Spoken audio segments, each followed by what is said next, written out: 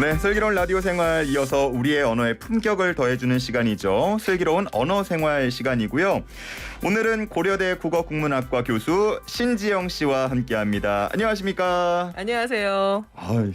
오늘 주제라서 제가 이렇게 불러보긴 했는데 네. 어색하네요. 어색해요? 네. 왜 어색할까요? 뭔가 네. 좀 뭐랄까요? 막대하는 느낌이랄까? 네. 원래 시가 그 존칭이었거든요. 네. 모든 사람들이 다 사전을 찾아보면 존칭이었다. 이런 걸 알 수 있고요.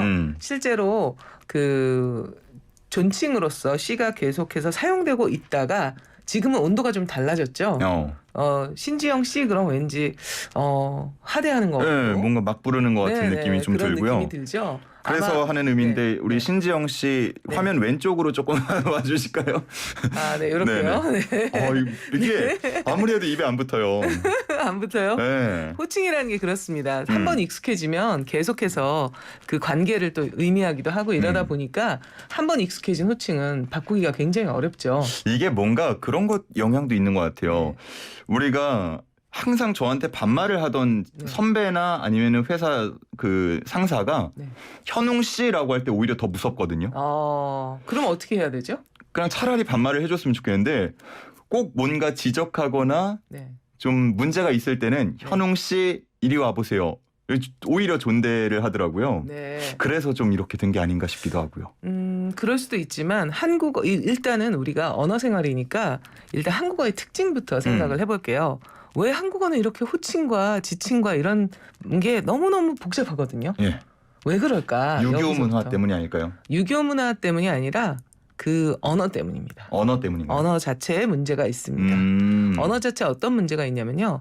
전 세계 207개 언어를 이제 2인칭 대명사를 중심으로 해가지고 쭉 나눠보면 예. 한국어는 매우 특이한 언어입니다. 예. 7개 언어만 속하는 아주 소수의 언어만 속하는 그런 특징을 가지고 있는데요. 네. 보통 영어처럼 누구에게나 2인칭 대명사를 한 종류만 쓸 수 있는 You. 언어. you 그렇죠. 예. 그러니까 우리가 대화를 하려면 상대를 불러야 되잖아요. 근데 상대를 부를 때 그 상대를 뭐 여러 가지로 부를 수 있지만 그 지정에서 얘기할 때 2인칭 대명사를 쓸 수 있으면 문제가 없어요. you라고 하면 되니까요. 예, 예. 영어처럼 you라고 부르는 언어가 207개 언어 중에 한 136개 굉장히 다수를 차지해요. 한 절반 대부분. 정도가 그 정도 되네요. 그렇죠. 절반 이상이 그렇죠. 그런데 이제 이렇게 한 종류만 사용하는 언어도 있고요. 그다음에 이제 두 종류를 사용하는 언어도 있어요. 복수? 단수? 보통의 경우하고 좀 높일 때 높일 이렇게 때. 두 가지가 있는 거죠. 네. 대표적인 언어가 불어인데요. 네. 뚜와 부가 있어요. 그래서 뚜는 이제 일반적으로 2인칭 대명사고요. 근데 부는 좀 높여주는 대명사입니다. 이렇게 이제 그럼에도 불구하고 2인칭 대명사 쓰면 되니까 다른 말이 별로 필요 없는 거죠. 예. 근데 이제 세 번째 유형은 세 가지 이상이 존재하는 언어예요. 우리나라도 포함되는 거네요. 아니죠. 더 많으니까. 그렇죠. 세 가지 2인칭 대명사를 기준으로 할 때 세 예. 가지 종류의 2인칭 대명사가 있는데 네. 한국어는 네 번째에 속하고요. 한국어의 특징은 2인칭 대명사를 그러니까 공손한 장면에서 상대에게 공손함을 표현하는 장면에서는 네. 쓸 수 없는 거죠. 그러니까 예를 들어서 이현웅 아나운서한테 제가 너 이러면 안 되잖아요. 그렇죠? 저 이상하네요. 이상하죠. 네. 뭐 사석에서는 가능하겠지만 당신 그러면요? 당신 그래도 이상하죠. 네, 방송에선 좀 어울리지 않을 것 같은데. 방송에서가 아니라 어디서나 어울리지 않죠. 사실은 당신은 싸움을 부르잖아요. 예. 뭐 자동차 이렇게 충돌을 살짝 그렇죠. 했다 그랬을 때 당신 왜 이러면 네. 이제 거기서부터 완전 싸움이 그렇죠. 다른 다른 국면으로 되죠. 이 뭐 시시비비 가릴 수가 없습니다. 이런 것처럼 한국어는 공손한 장면에서 그러니까 너를 너라고 부를 수 없는 언어다. 저는 그렇게 표현을 하는데요. 이게 2인칭 대명사를 사용할 수 없는 언어예요. 그런데 상대자하고 말을 하려면 우리가 상대를 불러야 되잖아요. 부르긴 불러야죠. 그렇죠. 그런데 이름도 못 부르잖아요. 그렇죠. 이름을 부를 수 있는 사람은 너라고 부를 수 있잖아요. 맞아요. 그런데 이름도 못 부르고 너라고도 못하니까 그 대신에 필요한 말들이 필요한 거예요. 그게 바로 호칭입니다. 그러니까 이현웅 아나운서라든지 이현웅 씨 이렇게 불러야 되잖아요. 예. 근데 그 호칭은 굉장히 여러 가지가 있으니까 그리고 부르는 사람이 듣는 사람에게 어떤 생각을 가지고 있는지를 보여주는 말이거든요. 쉽지 않죠, 그죠? 그래서 진짜 듣고 보니까 그렇게 뭔가 구조적으로도 네. 생각을 접근을 해본 적이 없기 네, 때문에 맞습니다. 오늘 또 거기서부터 사실은 이해를 해야 그 다음에 이제 한국어에서 왜 호칭 문제가 이렇게 다양하게 문제가 될까? 그리고 이제 한 걸음 더 나갈 수 있는 거죠. 그럼 우리는 어떤 생각을 해야 될까? 이런 것까지요. 네. 그래서 이제 C 문제로 돌아가면 네. C가 왜 그렇게 온도가 낮아졌을까? 그러니까요. 이런 생각이 드는데요. 저는 거기에 언론이 큰 한몫을 했다 이렇게 생각합니다. 언론이요? 언론이요. 네. 왜냐하면 신문은 특히 그러니까 신문을 중심으로 해서 언론이 먼저 발전을 했으니까요. 네. 독립신문 같은 경우에는 범죄자를 제외하고는 앞에다가 직함을 넣었어요. 뭐 무슨 군수 누구 씨 이런 식으로 표현을 했습니다. 예, 예. 씨를 그러니까 존칭으로 사용했어요. 독립신문이 우리나라 최초의 한글 신문이잖아요. 네. 거기서 그렇게 이제 했고 그 전통이 이어졌습니다. 그래서 지금도 범죄자한테는 씨를 안 붙이죠. 예. 범죄자한테 씨를 안 붙이는 이유는 그 사람을 존중해줄 필요가 없기 때문이고 역설적으로 얘기하면 씨는 존칭이다 이렇게 얘기하는 겁니다. 예. 그런데 그 언론이 그 이후에 씨를 많이 버렸어요. 언론이 보면 씨를 붙이는 사람이 있고요. 씨 이외에 다른 호칭을 붙이는 사람이 직함이나. 있고 그렇죠. 그다음에 또 씨조차도 안 붙이는 사람들이 있습니다. 네네네. 씨조차도 안 붙이는 사람들 누가 있을까요? 아까 범죄를 범죄자 저지른 사람 빼고. 빼고요? 연예인들이요. 아. 연예인들은 신문 기사 보면 거의 이름만 써요. 씨 안 써줍니다. 예. 운동선수들. 그렇죠? 그런데 감독님들한테는 누구 감독 이렇게 하죠. 그렇죠. 그런데 배우들한테는 누구 이렇게만 합니다. 사람들을 좀 다르게 대하고 있구나 이런 것들이 보이죠. 그 다음에 이제 그 직함이 없는 사람, 직함이 있는 사람들은 다 뒤에다가 그 직함을 넣어줍니다. 예를 들어서 많죠. 고려대학교 국어국문학과 신지영 교수는 이러고 다음에는 신 교수는 이렇게 합니다. 맞아요. 예. 그런데 그 직함이 없는 사람들 혹은 직함이 있더라도 그거를 그 호칭으로 사용하기가 좀 그런 사람 이런 사람들은 안 써주거든요. 그러니까 어디에 다니는 누구 씨 이렇게 하죠. 그러니까 씨를 붙이는 걸 보면 사람들이 이제 계속 그런 언어 자료에서 반복해서? 감각을 느끼게 되거든요. 예. 그러니까 씨가 붙은 사람은 좀 낮잡아보는 그렇죠. 그런 느낌이 낮은 드니까요. 직업을 가진 사람, 씨를 붙이는 사람 아니고 직함을 가지고 있는 사람은 높은 사람 이렇게 된다는 거죠. 어허. 이렇게 해서 이제 사실 저는 이게 언론이 뿌린 씨다 이렇게 생각을 합니다.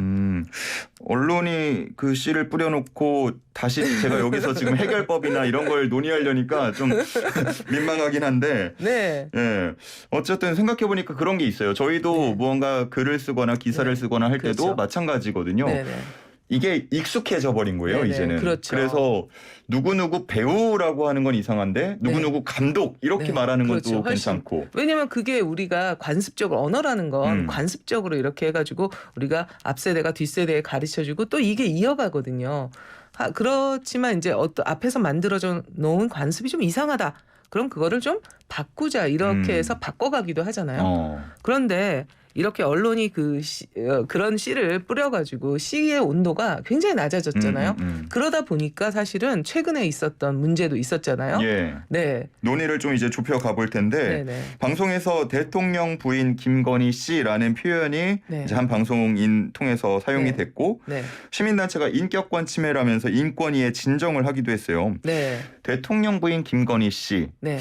그러면 말씀해주신 것만 따지고 보면은 문제는 없는 표현. 인 건가요? 자 그러면 그 대안으로 이야기하는 그러니까 왜 이렇게 불렀냐? 그런데 사실은 이렇게 불러야 한다라는 얘기를 하고 있잖아요. 그렇죠. 뭐 여사 그쵸. 이런 표현을 써야 한다 그쵸? 이런 의견 나오더라고요. 사실은 대통령 부인을 어떻게 지칭할 것인가, 신문에서 어떻게 호명할 것인가에 대해서 사실은 이게 네 번째 문제 제기예요.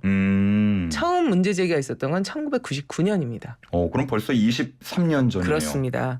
1999년에 한겨레 신문이 원래 이제 창간할 때부터 영부인이나 아니면 여사와 같은 권위주의적인 표현을 쓰지 않겠다라는 원칙을 가지고 계속해서 대통령 부인에 대해서 대통령 부인 누구누구 씨 이렇게 불러왔습니다. 본인들의 이제 매뉴얼인 거죠. 그렇죠. 일종의 원칙이었고 그거를 지켰는데 그 이전에는 별 문제 제기가 없다가 1999년에 물론 있었겠죠. 하지만 보도되지는 않았는데 이 1999년에 이희호 씨라고 표현한 것을 두고 김대중 대통령 부인 이희호 씨 이런 식으로 이제 표현을 했더니 1999년 12월 7일자 신문에 편집부에 이제 그 항의하는 왜 독자 투고 같은 거 있잖아요. 네네. 거기서 이제 독자가 질문을 합니다. 왜 이렇게 했냐? 사실 이거 낮잡아 보는 거 아니냐? 부적절한 호칭이다. 이렇게 얘기를 하면서 질문을 했고 그것에 대해서 이제 한겨레 신문의 편집자는 그게 아니다. 우리 원칙이다. 이렇게 이제 얘기를 합니다. 네. 그리고 그냥 넘어가고 계속해서 C를 붙여왔어요. 예. 그러다가 다시 문제 제기가 있었던 게 2007년이었어요. 권양숙 여사라고 하지 않고 C라고 했던 부분에 대해서 문제 제기를 했고요. 네. 똑같이 답변을 했습니다.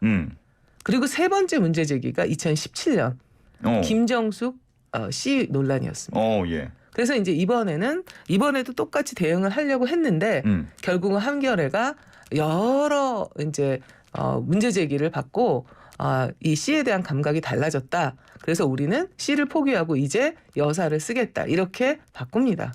그래서 원칙을 바꿨어요. 예. 2017년부터요. 그래서 한겨레 신문도 지금은 이제 대통령 부인, 대통령의 배우자, 부인이라는 말도 사실은 그쵸. 적절치는 예. 않죠. 왜냐하면 늘 대통령이 남성만 있는 건 아니니까. 그래서 대통령의 배우자로 최근에는 많이 표현을 하고 있고요. 예. 누구누구 여사로 이제 그 한겨레도 바꿨죠.